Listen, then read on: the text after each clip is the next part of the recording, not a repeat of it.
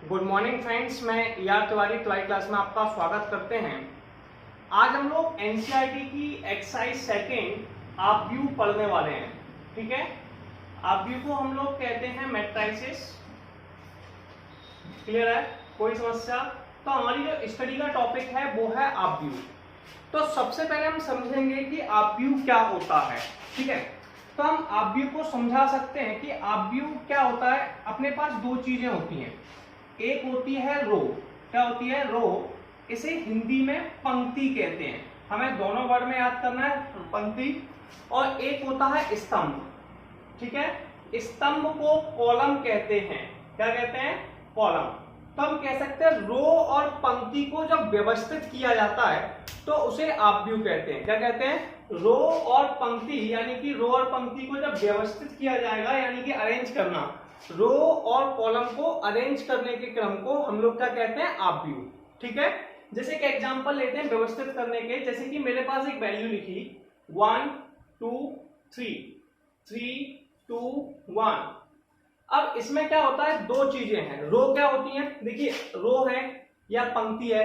पंक्ति आप जानते हो, लेटी हुई लाइंस को पंक्ति कहते हैं। क्या कहते हैं? लेटी हुई लाइंस को पंक्ति कहते हैं या रो कहते हैं। तो ये पंक्ति नंबर 1 है और ये पंक्ति नंबर 2 है।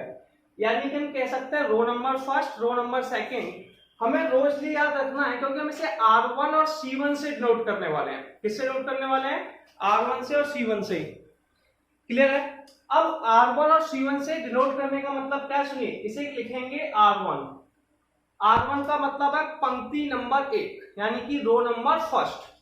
इसे लिखेंगे R2। R2 का मतलब है पंक्ति नंबर 2। आप सिंपल सी लैंग्वेज में समझना चाहें तो ऐसे समझ सकते हैं, पंक्ति वो होती है जब बच्चे रोते हैं तो लेट जाते हैं। जब बच्चे रोते हैं तो लेट जाते हैं। क्लियर है? इसीलिए लेटी हुई लाइंस को रो कहते हैं। क्या कहते हैं? इसीलिए लेटी हुई लाइंस को रो कहते हैं।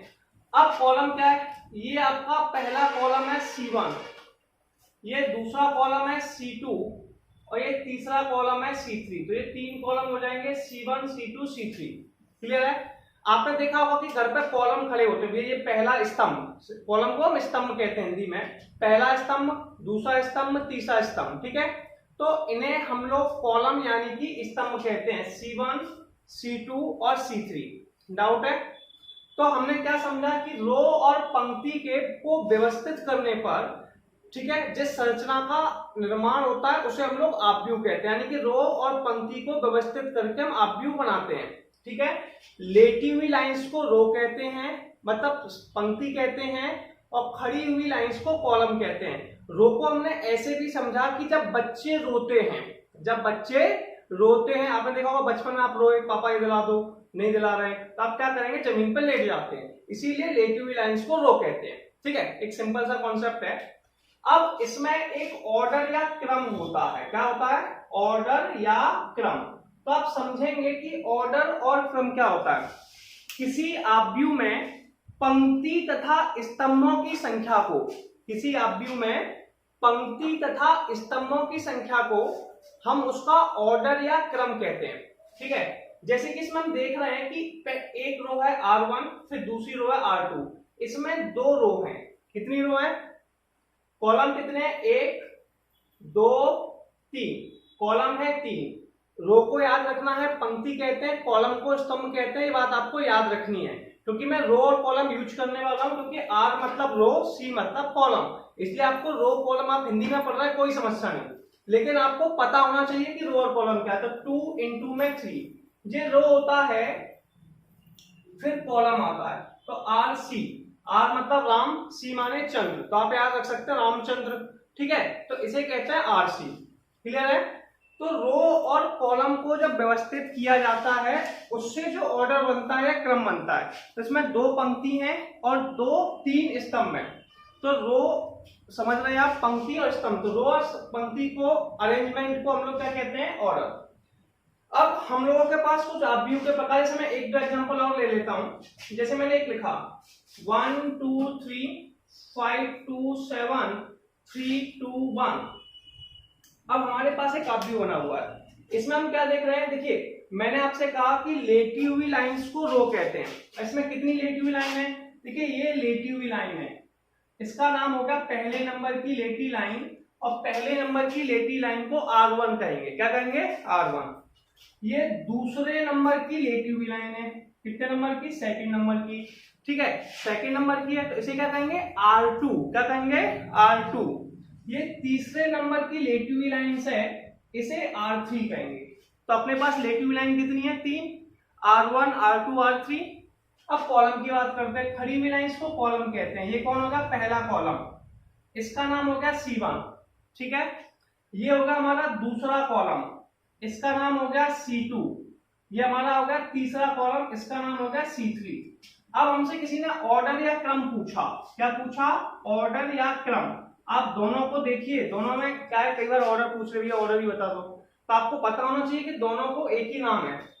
तो आप बताएंगे, मैंने क्या कहा था, ऑर्डर क्या होता है? उसमें पंक्ति तथा स्तंभों की संख्या को, पंक्ति तथा स्तंभों की संख्या को उसका ऑर्डर यानी कि क्रम कहते हैं। तो इसमें कितनी पंक्तियां हैं? 1 2 3, 1 2 3, तो 3 पंक्तियां हैं। आरसी के फॉर्म में लिखते हैं, पहले रो फिर कॉलम। ठीक है, स्तंभ कितने हैं? 3, तो 3 into 3। तो ये जो मैट्रिक्स है वो 3 into 3 का हो गया, 3/3 का। ठीक है, इसलिए इसका जो क्रम है वो 3 into 3 है। अब हम कुछ आव्यूह के प्रकार समझेंगे। क्या समझेंगे? आव्यूह के प्रकार। तो अगला है आपका आव्यूह के प्रकार। क्या है? आव्यूह के प्रकार। आप जानते हैं आव्यूह के प्रकार को हम लोग कहते हैं, आव्यूह के प्रकार यानी कि types of matrix, types of matrix. Clear है? टाइप्स ऑफ मैट्रिक्स में हम लोगों के पास कुछ टाइप्स पढ़ने वाले हैं, और ये आपका पहला इंट्रोडक्शन पार्ट पढ़ेंगे, उसके बाद हम लोग न्यूमेरिकल्स को सॉल्व करेंगे। सबसे पहला हमारे पास होता है स्तंभ आव्यूह। कौन सा होता है? स्तंभ। ऐसा कुछ जरूरी नहीं है नंबर 1 पर है, ये तो मैं केवल आपको टाइप बता रहा हूं भैया, कि ये सबसे पहले हम इसे पढ़ रहे हैं। किसको पढ़ रहे हैं? स्तंभ आव्यूह। इसे कहते हैं कॉलम मैट्रिक्स। अब कई लोगों के लिए समस्या है, यार स्तंभ आव्यूह क्या होगा, तो आपको समझना पड़ेगा। बहुत आसान सी डेफिनेशन है।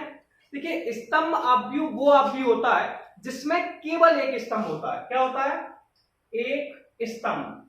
इस बात को थोड़ा ध्यान से समझेंगे। स्तंभ आव्यूह क्या होता है? स्तंभ आव्यूह या कॉलम मैट्रिक्स वो होता है, नाम से ही उसका क्लियर है, स्तंभ आव्यूह का।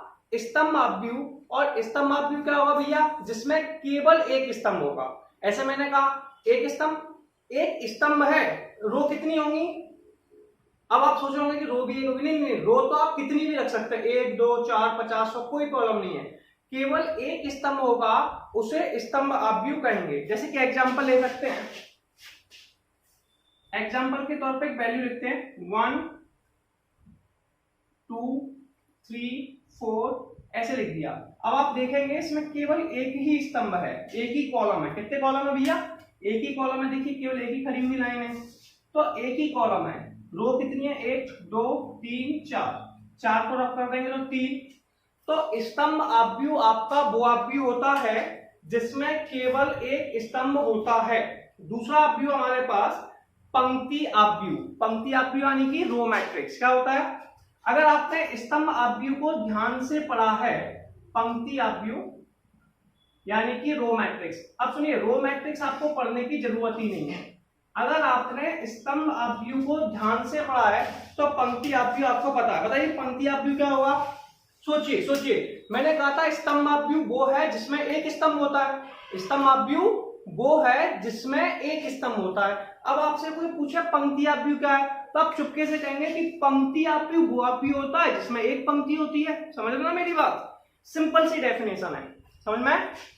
तो पंक्ति आव्यूह क्या होता है? जिसमें एक पंक्ति होती है। पंक्ति को हम लोग इंग्लिश में क्या कहते हैं? रो। क्या कहते हैं बेटा? ध्यान रखना है, पंक्ति होती है। सिंपल सी डेफिनेशन, पंक्ति आव्यूह वो आव्यूह होता है जिसमें एक पंक्ति होती है। एक पंक्ति कैसे? जैसे कोई भी एग्जांपल लिख लो, 1 2 3 √2, ऐसे वैल्यू लिख ली, तो इसमें केवल एक ही रो है, केवल R1। कॉलम कितने भी हो सकते हैं, रो केवल एक होगी, कॉलम कितने भी हो सकते हैं। इसमें 3 वैल्यू लिख दो, 4 वैल्यू लिख दो, 5 वैल्यू लिख दो, हम कितनी भी वैल्यू नोट डाउन कर सकते हैं। समझ में आया? तो इसे हम लोग पंक्ति आव्यूह कहते हैं। क्लियर है? तो आप यहां तक पहले स्क्रीनशॉट लीजिए, फिर मैं आपको आगे समझाता हूं। इसके बाद हम लोग और आव्यूह के बारे में पढ़ने वाले हैं। एक आव्यूह होता है वर्ग आव्यूह। कौन सा होता है? वर्ग आव्यूह। इसे कहते हैं स्क्वायर मैट्रिक्स। Square matrix. अच्छा चलिए बताइए, वर्ग आव्यूह स्क्वायर मैट्रिक्स क्या होता है? सुनिए, वर्ग जानते हैं आप लोग? वर्ग आव्यूह या स्क्वायर मैट्रिक्स क्या होता है? सुनिए, अगर हम किसी भी वर्ग आव्यूह स्क्वायर मैट्रिक्स को पढ़ने जा रहे हैं तो वो आव्यूह जिसमें किसकी पंक्ति की संख्या, किसकी पंक्ति की संख्या स्तंभ की संख्या के बराबर होती है। किसके बराबर होती है? पंक्ति की संख्या स्तंभ की संख्या के बराबर होती है, उसे हम लोग वर्गाव्यूह कहते हैं। समझ में आया? इसका मतलब है m बराबर n। क्लियर है? जैसे कुछ एग्जांपल लिखते हैं रियल लाइफ में। अच्छा, रियल लाइफ के कोई एग्जांपल बताओ जिसमें कि पंक्ति की संख्या और स्तंभ की संख्या बराबर हो। ठीक है, जैसे कि हमने आपने देखा होगा एक चेस बोर्ड। क्या? Chess board. चेस बोर्ड देखा है, कुछ इस तरीके से होता है बेटा। इसमें 8 इस साइड से होते हैं, 8 ऐसे होते हैं। तो पंक्ति और स्तंभ दोनों कैसे होते हैं? बराबर होते हैं। तो जिसमें पंक्ति की संख्या स्तंभ की संख्या के बराबर होती है उसे वर्गाव्यूह कहते हैं। जैसे कि एक एग्जांपल ले लेते हैं। देखिए यहाँ पर कोई भी वैल्यू लिखी जा सकती है। ऐसा कुछ नहीं है कि 1 2 3 लिखना है। 5 2 7, 3 2 1 जो आपको अच्छा लगे। 3 2 1, 1 2 5। मैं अपने मन से कोई भी वैल्यू लिख देता हूँ। क्लियर है? अब आप इसमें क्या करेंगे? मैंने कहा था लेटी हुई लाइंस को रो कहते हैं। रो यानी कि पंक्ति। तो ये देखिए पहले नंबर की लेटी हुई लाइन है, इसका नाम है R1। ये आपको समझना है। ये दूसरे नंबर की लेटी हुई लाइन है, इसका नाम है R2। ये तीसरे नंबर की लेटी हुई लाइन है, इसका नाम है R3। ठीक है, मैंने कहा था बच्चे रोते हैं तो लेट जाते हैं ना, पंक्ति कहते हैं। लेटी हुई लाइंस को क्या कहते हैं? पंक्ति। ये पहले नंबर का कॉलम है। क्या है? पहले नंबर का कॉलम है। इसे हम लोग C1 कहते हैं। क्या कहते हैं? C1। ये दूसरे नंबर का लेटी हुई लाइन है, इसे C2 कहते हैं। ये तीसरे नंबर की लेटी हुई लाइन है, इसे C3 कहते हैं। ठीक है, अब आप गिनती गिनने वाले हैं। 1 2 3। कितनी रो है? 3। रो कितनी है? 3। कॉलम 1 2 3। तो आप क्या कह रहे हैं भैया? रो 3 है, कॉलम भी 3 है, यानी कि पंक्ति 3 है, स्तंभ भी 3 है। तो पंक्ति और स्तंभों की संख्या समान है। कैसी है? पंक्ति और स्तंभों की संख्या समान है। तो जब किसी क्वेश्चन में पंक्ति और स्तंभों की संख्या समान होती है तो ऐसे आव्यूह को हम लोग वर्ग आव्यूह यानी कि स्क्वायर मैट्रिक्स कहते हैं। क्या कहते हैं? वर्ग आव्यूह यानी कि स्क्वायर मैट्रिक्स कहते हैं। अब सुनिए मेरी बात, ऐसे आप कभी मैट्रिक्स बनाते हैं तो कुछ इस तरीके से लिखी जाती है। कैसे? A11। ठीक है, 11 से स्टार्ट करते हैं। A12, A13, A21, A22, A23, A31, A32, A33। मेरी एक बात पर थोड़ा ध्यान देंगे आप लोग। सुनिए, ये क्या है? 1 1। ये क्या है? 2 2। ये है 3 3। पहली वाली को रो कहते हैं, दूसरी वाली को कॉलम। इसका मतलब है first row first column. A11 का मतलब क्या है? First row first column. A22 का मतलब क्या है? Second row second column. A33 का मतलब है थर्ड रो थर्ड कॉलम। ये बात समझ में आई? ऐसे कि हम और भी समझाते हैं कि A11 first row first column, A12 first row second column. पहली वाली को रो कहते हैं, दूसरी वाली को कॉलम कहते हैं। First row second column. A13 row को आप जानते हैं पंक्ति कहते हैं, कॉलम को स्तंभ। First row third column, second row first column, second row second column, second row third column, third row first column, third row second column, third row third column. यानी कि आप कह सकते हो, मैंने कहा था रो कॉलम थोड़ा सा ध्यान से रखना। ठीक है, पंक्ति और स्तंभ। अब सुनिए, इसमें जो 1 1 है 1 2 2 है, यहाँ पे रो और कॉलम एक जैसे होते हैं। क्या होते हैं? रो और कॉलम एक जैसे होते हैं। 1 1 2 2 3 3। इसे हम लोग डायगोनल यानी कि विकर्ण कहते हैं। क्या कहते हैं? डायगोनल यानी कि विकर्ण। ठीक है, डायगोनल यानी कि विकर्ण कहते हैं। अब मैं डायगोनल क्यों कह रहा हूं? जैसे किसी ने लिखा DIAG। ठीक है, इसका मतलब वो डायगोनल की बात कर रहा है। तो ये इंग्लिश में भी किसकी बात, हिंदी में भी इंग्लिश की बात लिखेगा तो आप इसे डायगोनल या विकर्ण कहते हैं। आपको इंफॉर्मेशन होनी चाहिए। तो अब जब मैंने विकर्ण लिखा तो आपसे एक वर्ड पूछा जाएगा कि विकर्ण आव्यूह क्या होता है? क्या होता है? विकर्ण आव्यूह क्या होता है? तो आप बात करेंगे विकर्ण आव्यूह की। विकर्ण आव्यूह को हम लोग क्या कहते हैं? Diagonal matrix. क्या कहते हैं? Diagonal matrix. तो आप डायगोनल मैट्रिक्स पर बात करने जा रहे हैं। मैंने आपको भी समझाया, सुनिए, जब किसी क्वेश्चन में आई की वैल्यू जे के बराबर है, किसकी वैल्यू बराबर है? आई की वैल्यू जे, ठीक है। आई की वैल्यू जे का मतलब क्या होता है वो समझ लीजिए। आई का मतलब है रो यानी कि पंक्ति, जे का मतलब है कॉलम, कॉलम को कहते हैं स्तंभ। जब कॉलम और स्तंभ बराबर है, कहां पर बराबर भैया? A11 बराबर है A22 A33, ठीक है, ये बराबर है, ठीक है। तो ये आप लोगों के क्या नहीं होंगे भैया? जीरो के बराबर नहीं होंगे। किसके बराबर नहीं होंगे? जीरो के बराबर नहीं होंगे, नॉट इक्वल टू जीरो।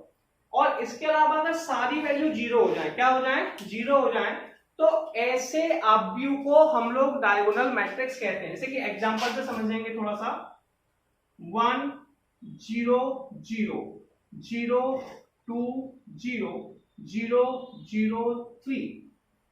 तो ये आपके पास एक डायगोनल मैट्रिक्स है। कैसा मैट्रिक्स है? डायगोनल। क्लियर है?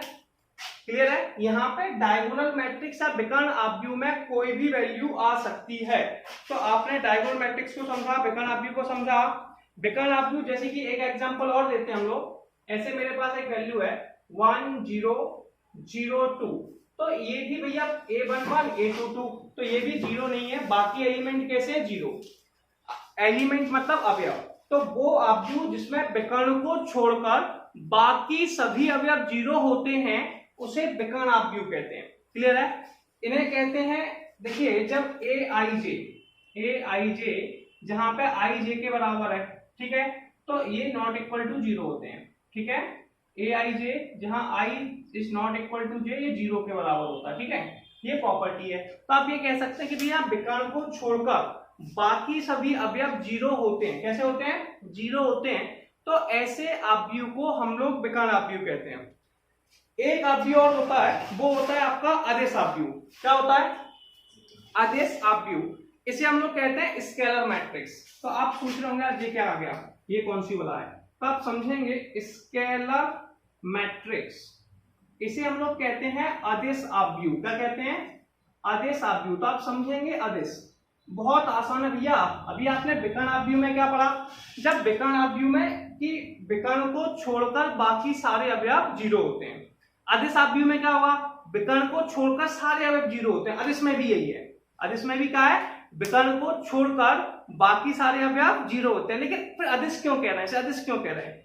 आदेश का मतलब है जो विकर्ण के अवयव हैं वो समान होंगे। एक बार बोलेंगे कैसे? विकर्ण के जो अवयव हैं वो समान होंगे। समान कैसे? या तो सारे 2 2 होंगे, या सारे 3 3 होंगे, या सारे 4 4 होंगे, ठीक है। अब आप कह रहे हो 1 1 क्यों नहीं बोला? क्योंकि 1 1 भी होता है, कोई प्रॉब्लम नहीं है, लेकिन 1 1 आपका अभी मैं थोड़े से एक नए नाम के साथ पढ़ाने वाला हूं, ठीक है। तो ये आ गया आपका आदेश आव्यूह। या फिर आप इसे लिख सकते हैं 3 0 0 0 3 0 0 0 3।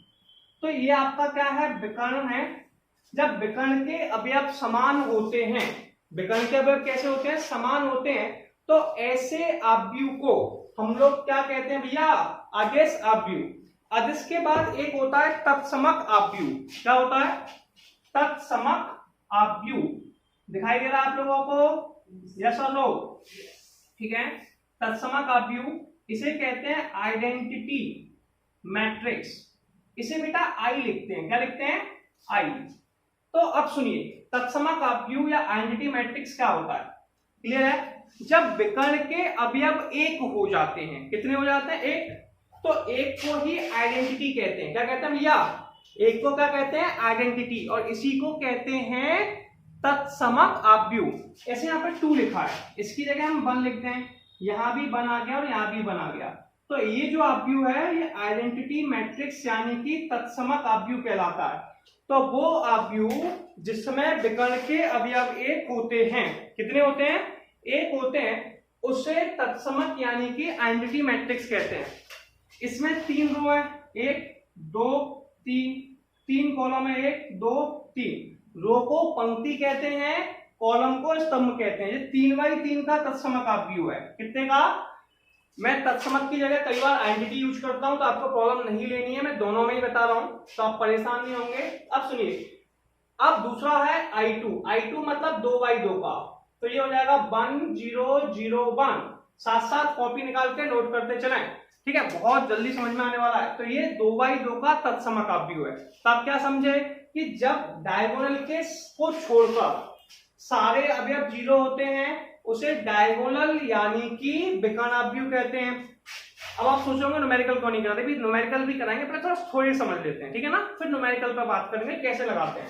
और जब किसी क्वेश्चन में अगर इसके विकर्ण के सभी अवयव समान हो जाते हैं, कैसे हो जाते हैं, समान हो जाते हैं, यानी कि एक जैसे हो जाते हैं, तो ऐसे अवयव को हम लोग क्या कहते हैं, आदेश अवयव, यानी कि स्केलर मैट्रिक्स।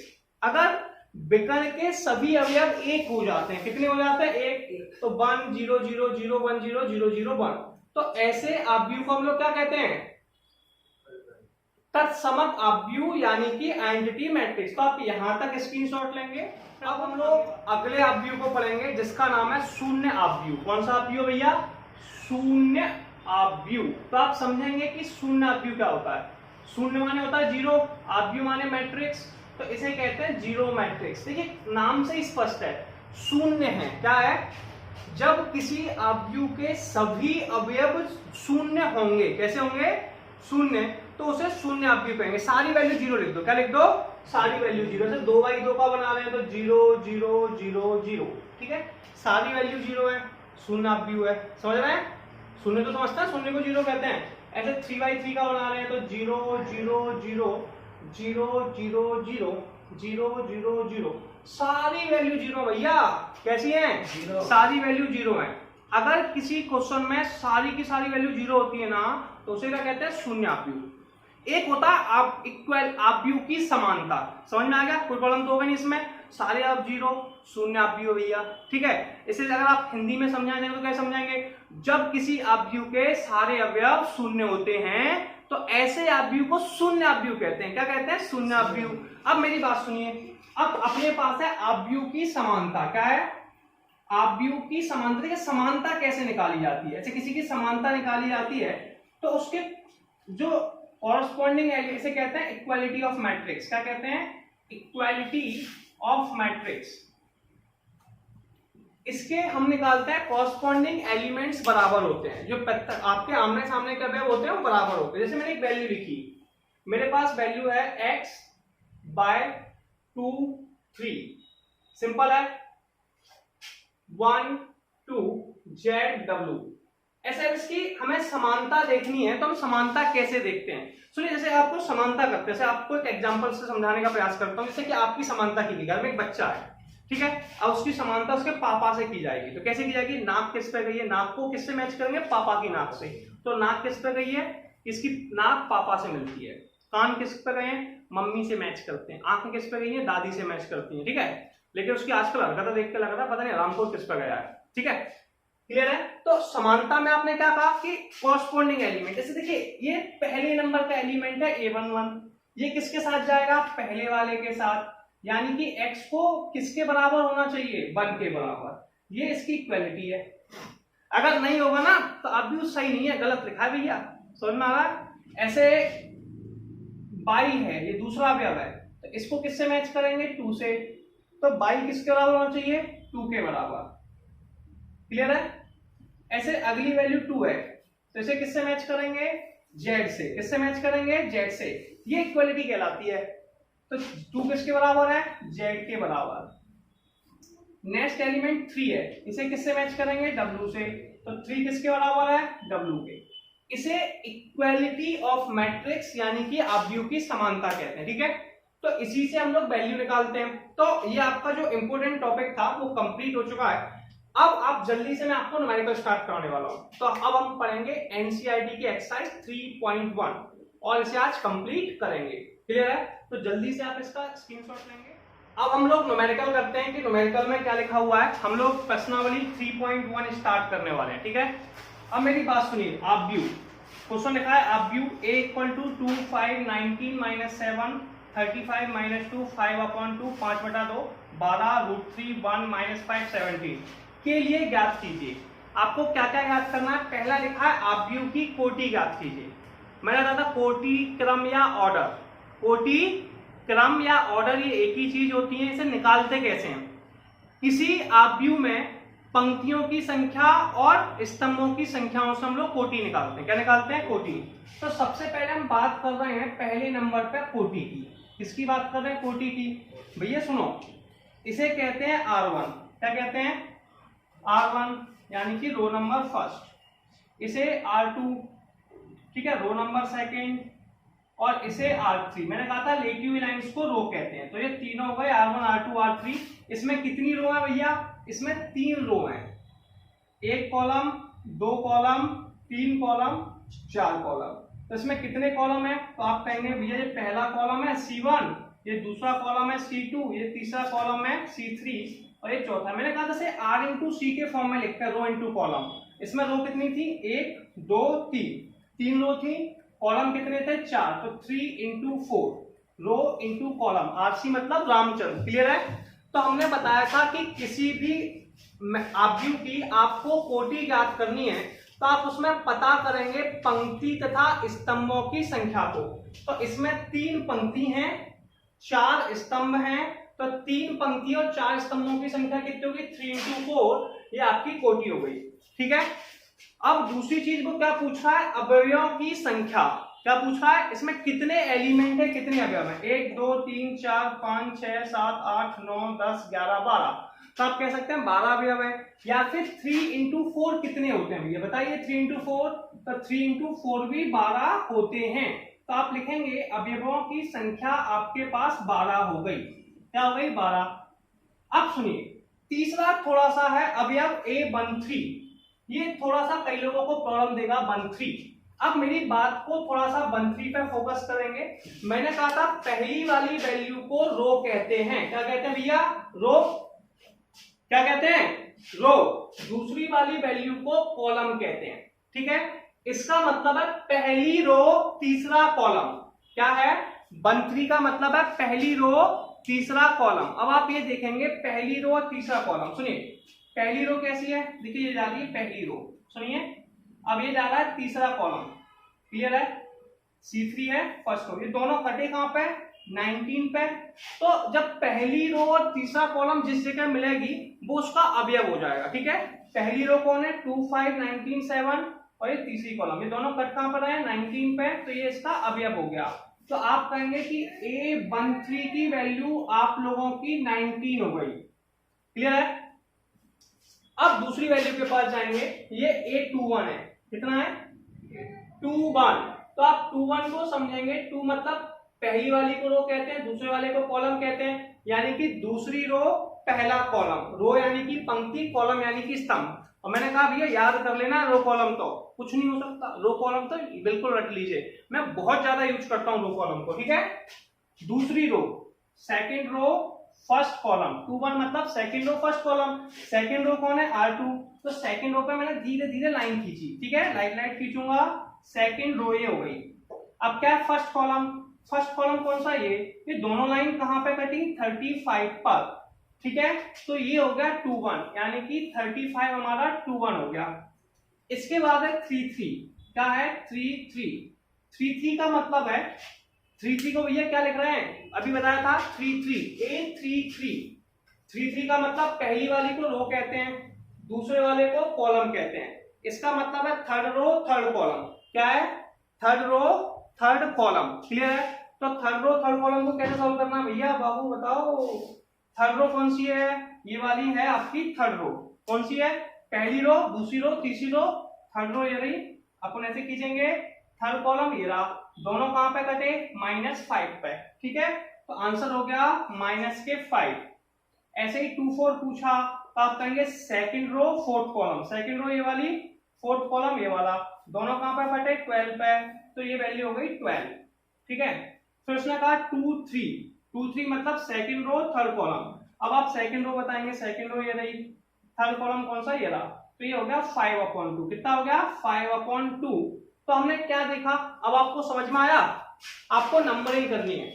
ठीक है, इस तरीके से इनको कैलकुलेट करेंगे। तो आप मुझे कमेंट बॉक्स में बताएंगे कि आपको समझ आ रहा है कि नहीं आ रहा है। क्लियर है? तो ये पहला क्वेश्चन कंप्लीट हुआ। फिर आप लोग नेक्स्ट क्वेश्चन करने वाले हैं। तुम्हारी ये अब हम लोग नेक्स्ट क्वेश्चन देखेंगे क्या लिखा हुआ है। यदि किसी अवयव में 24 अवयव हैं, सबसे पहला ध्यान देखेंगे कितने अवयव हैं, 24 अवयव हैं, तो इसकी संभव कोटियां क्या हैं, और यदि इसमें 13 अवयव हैं तो इसकी संभव कोटियां क्या हैं। क्लियर है? हमें दोनों पर बात करनी है कि अगर किसी में 24 अवयव है तो कोटियां क्या हैं, और 13 अवयव है तो कोटियां क्या है। अब सुनिए, समझते हैं हम लोग इसे कैसे करेंगे। क्लियर है? क्लियर? अब सुनिए, सबसे पहले कैसे करना है। सबसे पहले क्वेश्चन नंबर सेकंड के पास चलते हैं। क्वेश्चन नंबर सेकंड के पास चलते हैं। तो सबसे पहले क्वेश्चन नंबर सेकंड में कैसे काम करेंगे। इसमें 24 अवयव हैं। देखिए, मैंने कहा था कोटि क्या होती है।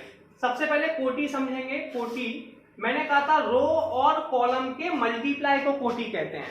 तो आप ये बात समझ लीजिए कि 24 को हम किस तरीके से मल्टीप्लाई करने पर, दो वैल्यू का मल्टीप्लाई करने पर 24 कैसे कैसे आ सकता है, वही आपको लिखना है। जैसे मैंने एग्जांपल दिया, 24 अवयव हैं। कितने अवयव है भैया? 24 हैं। तो आप 24 कैसे आएंगे। तो सबसे पहले आप 24 का गुणा 1 में करेंगे। 24 इंटू 1 24 होते हैं। तो एक कोटि ये हो गई। दूसरा है 12 का मल्टीप्लाई 2 में करेंगे, तो 12 इंटू 2 दूसरी कोटि ये हो गई। तीसरी देखिए, और किसका मल्टीप्लाई करने का हो सकता है भैया, बताइए जल्दी से। 8 का मल्टीप्लाई। 8 का मल्टीप्लाई बिल्कुल सही कहा। 8 का मल्टीप्लाई 3 करने पे 8 इंटू 3 24। बस दोनों से मल्टीप्लाई, अपॉन वाली वैल्यू नहीं चाहिए, क्योंकि रो 1 होगी, 2 होगी, 3 होगी, पूर्णांक में होगी। किसमें होगी? पूर्णांक में। ऐसा नहीं है कि 1/2 हो, 3/2। कई लोगों को ऐसा लग रहा है कि हाफ होगी। आधी रो होती नहीं है, रो हमेशा पूरी होती है। तो आपको गिनती 1 2 3 4 5 इनका मल्टीप्लाई करना है। ठीक है? इसके बाद अगला मल्टीप्लाई होगा 6 का मल्टीप्लाई 4 में। किसमें करेंगे? 6 इंटू 4 24। और क्या क्या होता है भैया? 4 का मल्टीप्लाई 6 में, 3 का मल्टीप्लाई 8 में, और 2 का मल्टीप्लाई 12 में, और 1 का मल्टीप्लाई 24 में। इसके अलावा आप किसी वैल्यू का मल्टीप्लाई करके 24 बना सकते हैं। इसके अलावा किसी वैल्यू का मल्टीप्लाई करके 24 बना सकते हैं, नहीं बना सकते, कोई डाउट नहीं है। अब हम दूसरी वैल्यू के पास जाएंगे। सेकंड वैल्यू है, अगर इसमें 13 अवयव है। कितने हैं? 13 अवयव है। तो आप बताएंगे भैया 13 अवयव हैं। कितने हैं? 13 अवयव। यानी कि हमने तो कहा था यार इसमें गुणा करके बनाते हैं। कैसे बनाते हैं? गुणा करके। मल्टीप्लाई करके बनाते हैं कि नहीं? गुणा करके। तो 13 को मल्टीप्लाई करके कैसे लिख सकते हैं कि 2। अब 13 का तो यार मल्टीप्लाई कुछ होता ही नहीं है, 13 अकेले ही होता है कि नहीं? तो 1 के साथ कीजिए। किसके साथ?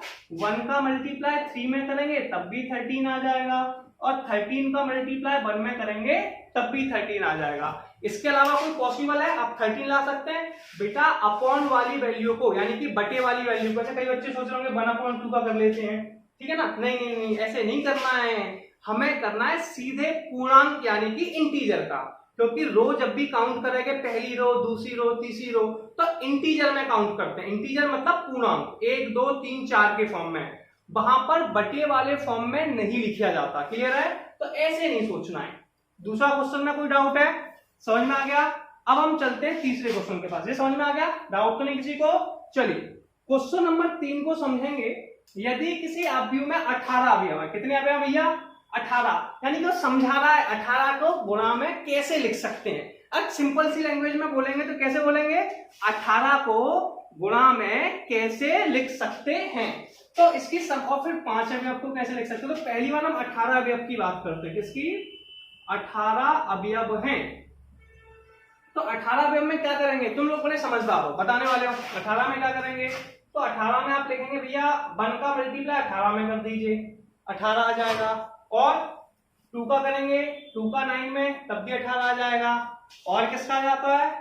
3 का 6 में तब भी 18 आ जाता है। और किसका आ जाता है भैया?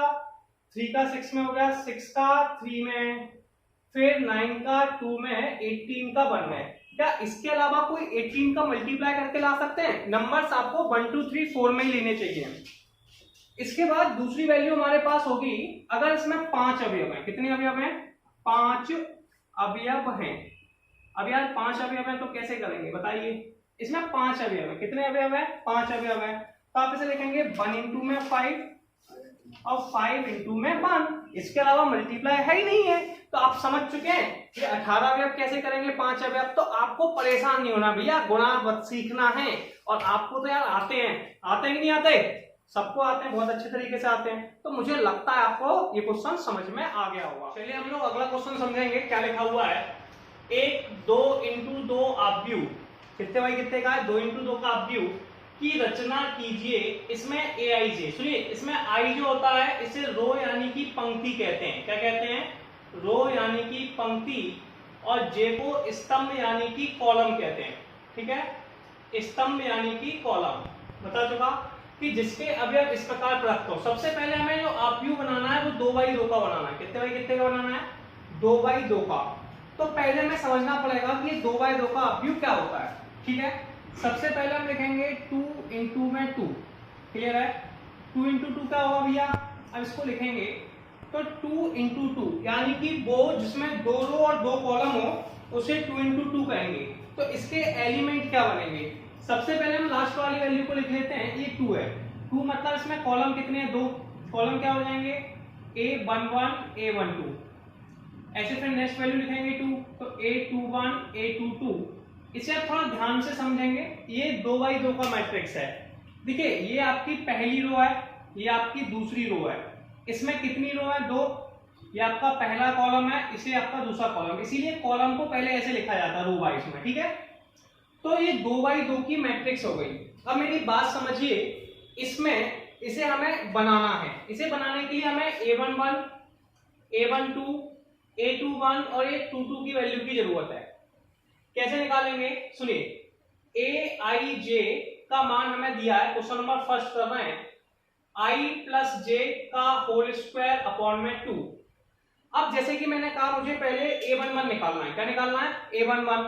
तो 11 कैसे निकालेंगे? सुनिए, सबसे पहले 11 निकालने के लिए इसका मतलब यह है पहली वैल्यू i है, दूसरी वैल्यू j है, इसलिए i की वैल्यू 1 हो गई, j की वैल्यू भी 1 हो गई। पहली वैल्यू i की है, दूसरी j की है, तो i की जगह 1 लिख दो, j की जगह भी 1 लिख दो। तो 1 प्लस 1 का होल स्क्वायर अपॉन में 2। 1 प्लस 1 कितना होता है? 2 का स्क्वायर अपॉन 2।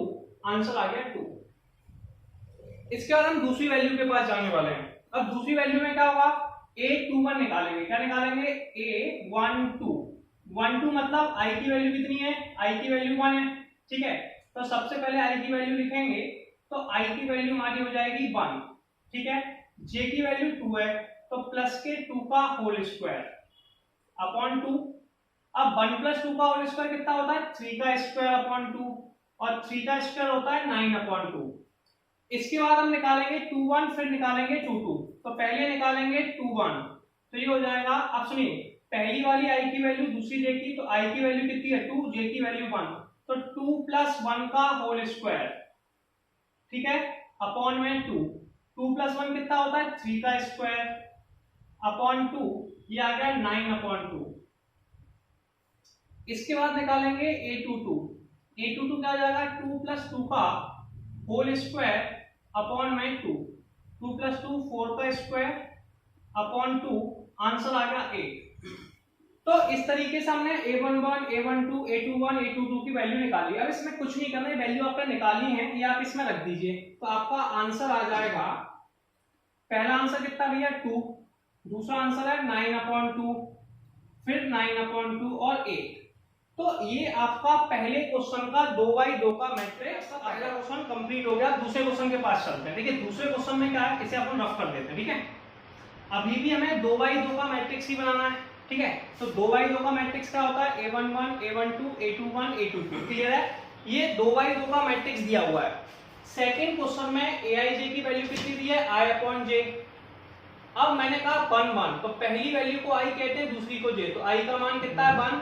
आप मैच भी कर सकते हैं, दूसरे का मान 1, तो ये हो जाएगा 1 अपॉन 1 इक्वल टू 1। अब दूसरी वैल्यू के पास जाते हैं Aij। तो पहली वैल्यू i है, दूसरी वैल्यू j है, तो i अपॉन j, i का मान 1 j का मान 2, तो ये हो गया 1 अपॉन 2। आंसर आ गया 1 अपॉन 2। अब 2 1 के पास जाएंगे, i की वैल्यू कितनी है? 2, j की वैल्यू 1 2 अपॉन 1। अब 2 2, पहली वैल्यू को i कहते हैं, दूसरी वैल्यू को j कहते हैं, तो i का मान 2 है, आई की जगह 2 लिखा, जे की जगह भी 2 लिखा, i/2। बस कुछ नहीं करना भैया, इस वाले फॉर्मूले में वैल्यू रखते जाना है। तो इसमें जैसे ही वैल्यू रखी आपके पास वैल्यू आ गई। अब क्या हुआ कि सारी आपको जरूरत थी a11, a12, a21 और a22 की, ये आपने सारी वैल्यू निकाल ली। इन सारी वैल्यू को निकालने के बाद आपको इसमें a11 वाली वैल्यू में रखनी है। a11 कितना है 1 लिख दिया, a12 कितना है 1/2, a21 कितना है 2, a22 कितना है 1। तो इस तरीके से क्वेश्चन नंबर सेकंड कंप्लीट हो गया। अब क्वेश्चन नंबर थर्ड के पास चलते हैं। इसी का थर्ड वाला पोर्शन है उसको देखते हैं, ठीक है। इसे मैंने फिर से रफ कर दिया और इसे भी रफ कर दिया, क्लियर है। अब मेरी बात सुनिए, मुझे इसमें 2x2 का मैट्रिक्स बनाना था, a11, a12, a21, a22, ये 2x2 का मैट्रिक्स है, क्लियर है। मेरे पास वैल्यू है i प्लस 2j का होल स्क्वायर अपॉन में 2। पहली वैल्यू i होती है, दूसरी वैल्यू j होती है, इसलिए i का मान पहले में 1 i की वैल्यू 1, j का मान 1 इसमें रखना है। तो 1 प्लस के 2 इंटू 1 का होल स्क्वायर अपॉन में 2। तो 2 इंटू 1 2, 2 प्लस 1 3, 3 का स्क्वायर कितना होता है 9 अपॉन में 2। अब दूसरे में चलेंगे 1 2, तो i का मान 1, i की जगह 1 लिख देंगे, j की जगह लिख देंगे 2, तो 2 इंटू 2 का स्क्वायर अपॉन में 2। 2 इंटू 2 4, 4 प्लस 1 5, 5 का स्क्वायर कितना होता है 25 अपॉन में 2, ठीक है।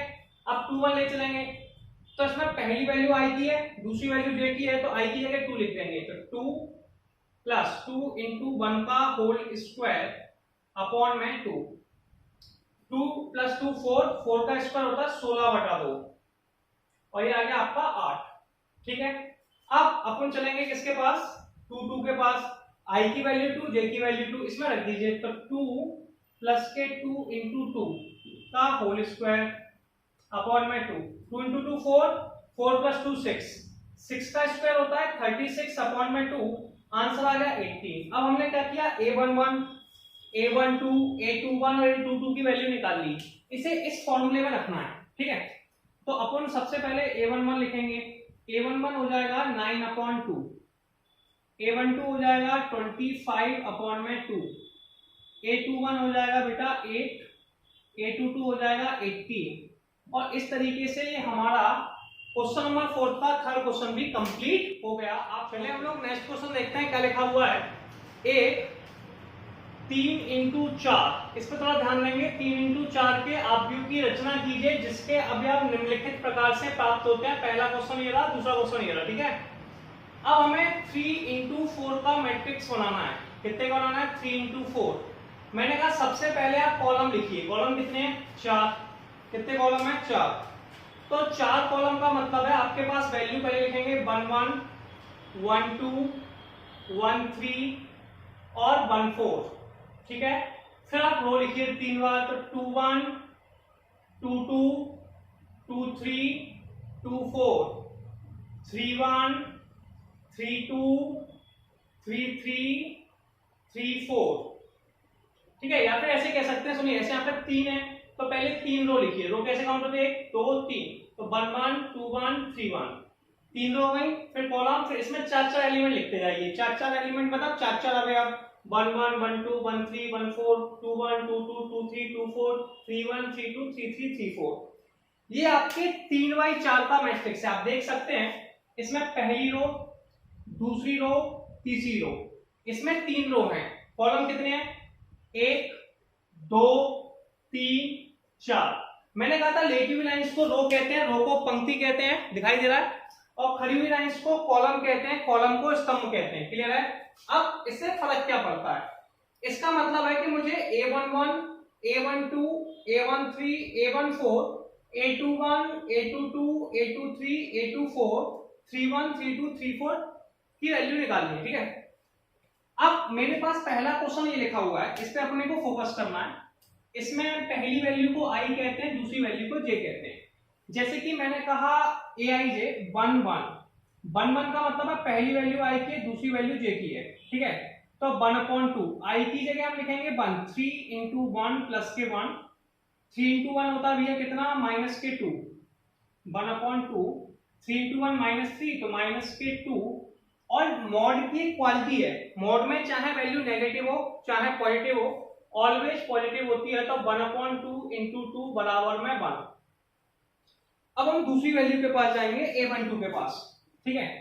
12 मतलब फर्स्ट रो सेकंड कॉलम, तो 1/2 फर्स्ट रो कितनी हो जाएगी 3 इंटू 1 प्लस के 2, 3 हो जाएगा 1/2 माइनस के 1, माइनस के 1 कितना होता है भैया +1 होता है, आंसर आ गया 1/2। डाउट है? पहले हमने i की जगह 1 j की जगह 2, फिर हमने रखना इसके अंदर है, पहली वैल्यू को i कहते हैं दूसरी को j कहते हैं, ठीक है। अब हमें निकालना है 1 3 मतलब i की वैल्यू 1 और j की वैल्यू 3, 1/2 3 इंटू में 1 प्लस के 2, ये हो जाएगा 1/2 मॉड में 3 इंटू 1 प्लस के 3, सॉरी बाय मिस्टेक 3, तो 3 इंटू 1 प्लस 3 0 आ गया, आंसर इसका 0 ही होगा। अब निकालेंगे a14 1/2, अब इसमें वैल्यू लिखेंगे, वैल्यू कैसे लिखते हैं कोई प्रॉब्लम नहीं है, सिंपल सा टारगेट है 1/2 है, ठीक है भैया 1/2 है, कोई डाउट नहीं है। i की वैल्यू पहली वैल्यू i की दूसरी j की, तो i की जगह 1 लिखना है, तो लिखेंगे 3 इंटू में 1 प्लस के 4 और 3 इंटू में 1 कितना होता भैया -3 + 4 यानी कि 1। मॉड में चाहे वैल्यू नेगेटिव हो चाहे पॉजिटिव हो, ऑलवेज भी पॉजिटिव। तो हमने 1 1 1 2 1 3 1 4 कैलकुलेट कर लिए। अब हमें निकालना है 2 1 2 2 2 3 2 4। अब चलो निकालते हैं, पहले हमने 2 1 निकाला, इसमें पहली वैल्यू i की है दूसरी j की है, तो i का मान 2 j का मान इसमें लिखेंगे 1/2, i का मान कितना भैया 3 इंटू में 2 प्लस के 1, तो 1/2 आ गया माइनस के 5, मॉड में -5 कितना होता है प्लस के 5, ठीक है।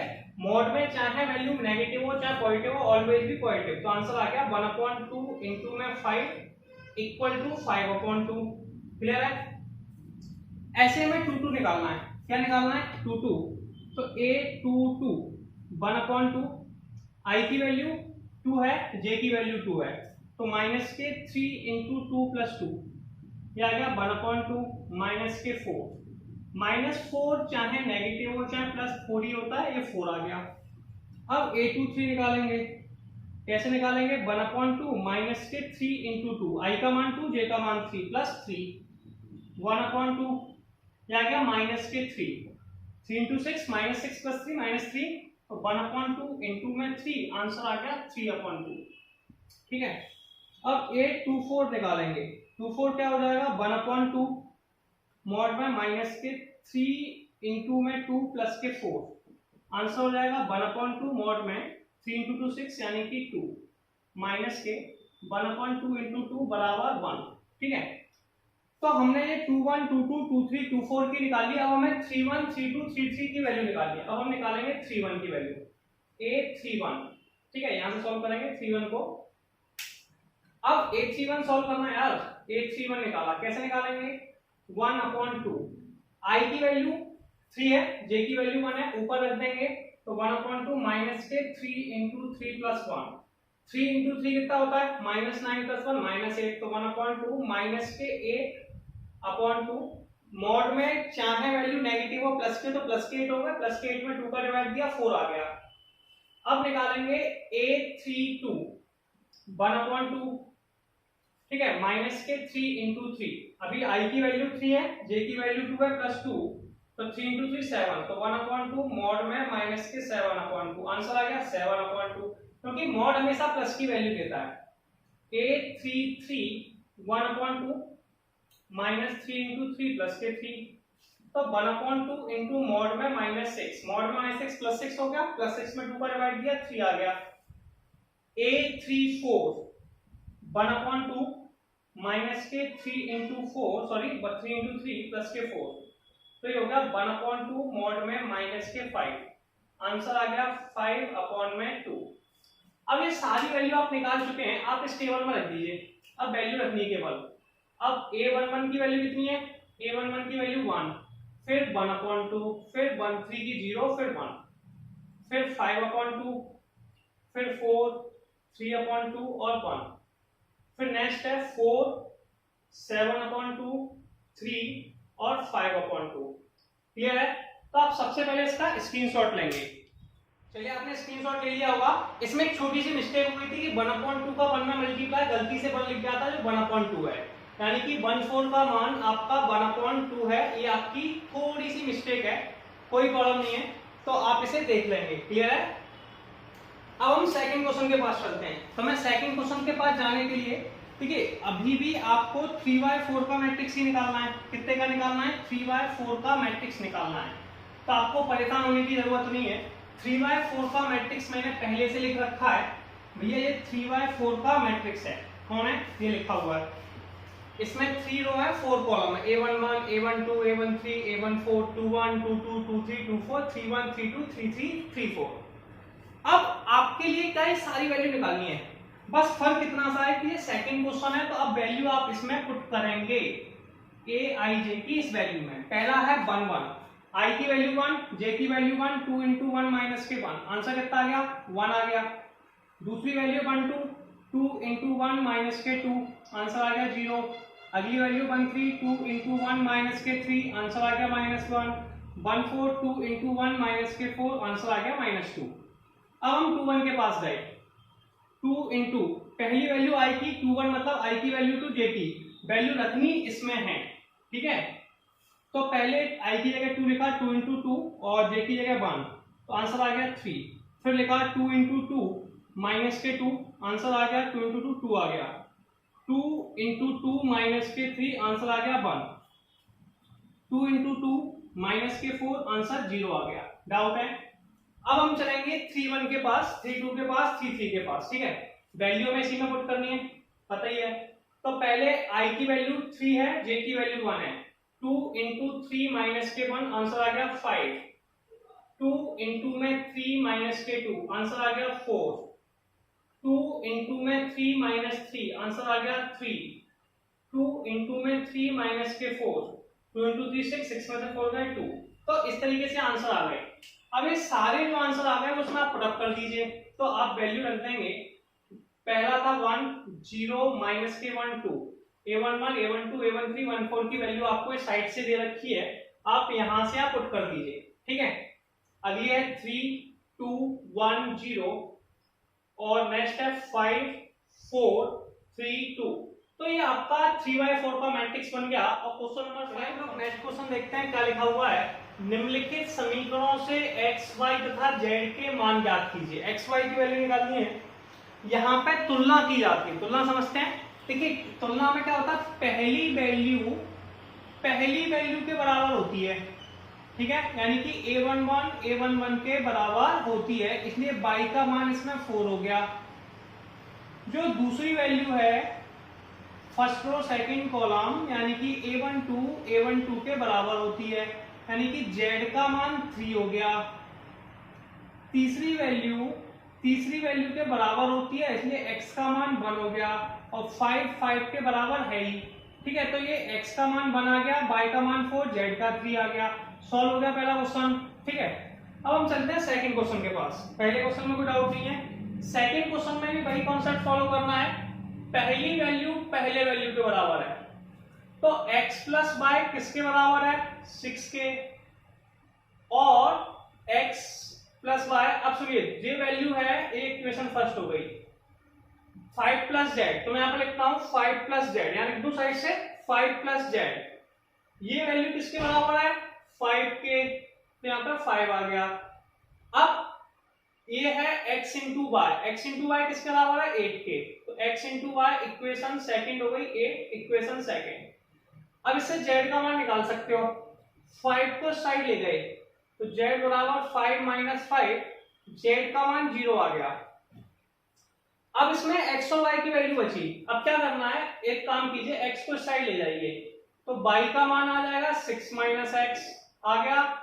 इसे बगल वाली इक्वेशन में रख दीजिए, तो x तो x है, y की जगह क्या लिख देंगे? 6 माइनस के x इक्वल टू 8, ठीक है। इसका मल्टीप्लाई कीजिए, x का मल्टीप्लाई 6 में किया 6x, x का x में किया x स्क्वायर इक्वल टू 8। इन्हें ट्रांसपोजिशन यानी कि पक्षांतर किया, दूसरी तरफ ले गए, तो x स्क्वायर माइनस के 6x प्लस के 8 इक्वल टू 0। इसके फैक्टर्स कर लीजिए, फैक्टर x स्क्वायर माइनस के 4x माइनस के 2x प्लस 8, इसके कर लें गुणनखंड। पहली और लास्ट की वैल्यू को मल्टीप्लाई करते हैं, 8 का 1 में पता ही होगा आपको, तो 8 - 4 - 2 है, इसमें से x कॉमन आ जाएगा, x माइनस के 4, इसमें से -2 कॉमन आ जाएगा, x - 4 बराबर 0। x की दो वैल्यू आ गई, x - 2 और x के 4। इससे x के जब मान निकालेंगे तो x के दो मान आ जाएंगे 2 और 4। तो x की अपने पास दो वैल्यू आ चुकी हैं, पहला वैल्यू है x की 2, एक वैल्यू है 4, सॉरी x की वैल्यू कितनी है 4। y का मान है हम लोगों के पास 6 - x, तो जब x की वैल्यू 2 है यहाँ पे 2 लिख देंगे 6 - 4, और जब y की वैल्यू 4 है तो 6 के 4 यानी कि 2। तो ये आ गई आपके पास 4 और ये 2। जब x का मान 2 है तब y का मान 4 है, जब x का मान 4 है तो y का मान 2 है, तो ये आपके पास सॉल्व हो गया, और z का मान 0 है ही है। क्लियर है? तो इस तरीके से हमने क्वेश्चन नंबर 2 को भी कंप्लीट कर लिया। स्क्रीनशॉट ले लीजिए, ले लिया? ठीक है। अब मैं फर्स्ट और सेकंड क्वेश्चन को रफ कर देता हूं क्योंकि ये मैं करा चुका हूं। ठीक है, हो गया। अब हम थर्ड क्वेश्चन के पास चलेंगे। मैंने भी आपको समझाया कि ये कंपेयर करने के लिए इनको आपस में इक्वल होना कंपलसरी है, इनका ऑर्डर बराबर होना चाहिए। ये x + y + z first value first के बराबर होगी, तो आप यहां लिखेंगे x + y + के z, ये आपका 9 है, इक्वेशन फर्स्ट हो गई। ठीक है, दूसरी वैल्यू दूसरे के बराबर होगी, तो x + z ये बराबर हो गई 5 के, equation second. Third value third के बराबर होगी, तो आप लिखेंगे y + z बराबर 7 हो गया, ये इक्वेशन थर्ड हो गई, समीकरण 3 हो गया। अब क्या करेंगे, पहले वाले समीकरण है इसमें से दूसरा वाला घटा देंगे, तो आप लिखेंगे समीकरण 1 में से 2 घटाने पर, ठीक है, पहला कितना है x + के y + के z, इसमें से हमने नीचे वाले को घटाया तो -x - z, या फिर ऐसे लगा सकते हो ब्रैकेट लगा के, 9 - के 5, x z से x z कट गए, 9 में से 5 गए, कितने बचे 4, तो y का मान 4 आ गया। अब ऐसे ही आप समीकरण 1 में से समीकरण 3 को घटा दीजिए, समीकरण 1 में से 3 घटाने पर समीकरण 1 कितना है, x + y + z, समीकरण 3 है -के y + z, पहली वैल्यू है 9 - 7, yz से yz कट गए, x का मान कितना आ गया, 9 - 7 गए, 2 आ गया।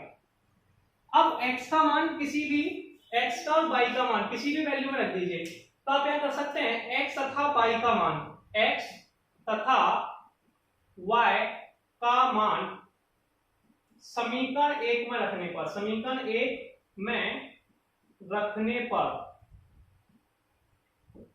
समीकरण 1 क्या भैया, x का मान 2, y का मान, देखिए समीकरण 1 है x + y + z बराबर 9, x का मान 2, y का 4 + z बराबर 9, z बराबर 2 + 4 6 को दूसरी तरफ ले गए, 9 - 6, z का मान 3 आ गया। तो आप लिख देंगे अतः x का मान तो 2 है, y का मान 4 है, z का मान 3 है। इस तरीके से क्वेश्चन नंबर 6 हमारा। क्वेश्चन नंबर 7 देखेंगे, समीकरण a - b 2a + c 2a - b 3c + d = ये किसमें दिया है, आव्यूह में, आव्यूह -1 5 0 13 से ABCD का मान ज्ञात कीजिए। मैंने आपको बताया था जो पहली वैल्यू होती है वो पहली वैल्यू के बराबर है, इसलिए a - के b बराबर है -के 1 के, इसे समीकरण 1 मान लीजिए। 2a - के b 0 के बराबर है, तो 2a - के b किसके बराबर है, 0 के, इसे समीकरण 2 मान लीजिए। 2a + c 5 के बराबर है। ठीक है, इसमें क्या होता है, आमने सामने के अवयव बराबर होते हैं, यानी कि कॉरस्पॉन्डिंग एलिमेंट्स आर इक्वल। ठीक है, 2a + के c सामने सामने समझते ना, तो 2a + c यानी कि a12 के बराबर होगा, 3c + के d बराबर है 13 के। ये समीकरण 3 और ये समीकरण 4। अब हम क्या करते हैं, एक सिंपल सा काम करने वाले हैं। अब इसमें देखिए -b दोनों को घटा देंगे, b से b कट जाएगा, a बचेगा, तो आप यहाँ लिख सकते हैं समीकरण 1 में से 2 घटाने पर, अब समीकरण कितना है, a - b, 2 कितना है 2a - b, left hand side से घटेगा, ठीक है, और राइट हैंड साइड से माइनस का, तो माइनस के 1 माइनस 0। अब a में से 2a घटा दिए, अब इसको चाहो तो आप ऐसे मल्टीप्लाई कर सकते हो, a minus b minus 2a plus के b बराबर -1। b से b कट गया, a से 2a गया माइनस a बराबर -1। a का मान बना गया।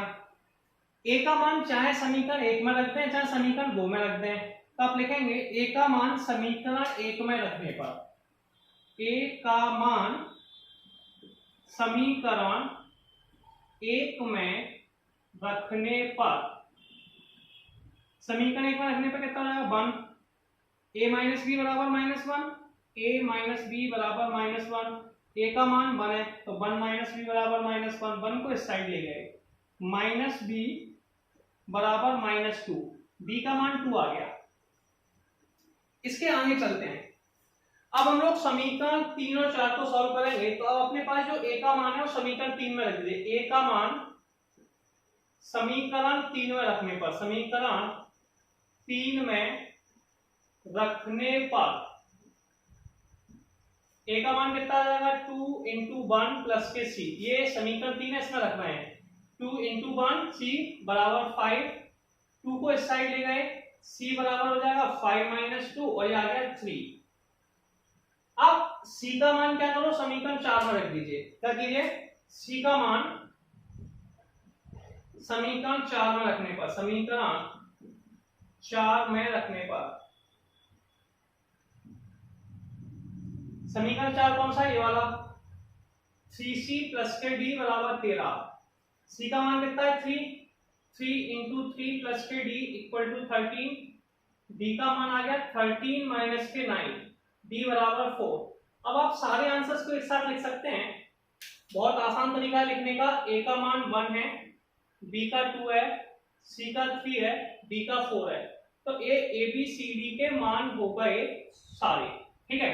और ये इस तरीके से क्वेश्चन नंबर 7 नेक्स्ट देखेंगे, ये ऑब्जेक्टिव क्वेश्चन में दिया हुआ है। सबसे पहले 8th करेंगे, फिर 9th करेंगे, फिर 10th करेंगे, ठीक है। सबसे पहले 8th क्वेश्चन में देखते हैं कि a equal to aij m × n एक वर्गाव्यूह है, ठीक है। और ये वर्गाव्यूह कब होगा, तो देखिए मैं सबसे पहले इसमें स्टार्टिंग में बता चुका हूँ, वर्गाव्यूह को स्क्वायर मैट्रिक्स कहते हैं, वर्गाव्यूह को स्क्वायर मैट्रिक्स कहते हैं। वर्गाव्यूह वो होता है जिसमें रो की संख्या कॉलम के बराबर होती है, ठीक है। रो यानी कि पंक्ति की संख्या स्तंभों के बराबर होती है, उसे वर्गाव्यूह कहते हैं। क्या कहते हैं, वर्गाव्यूह।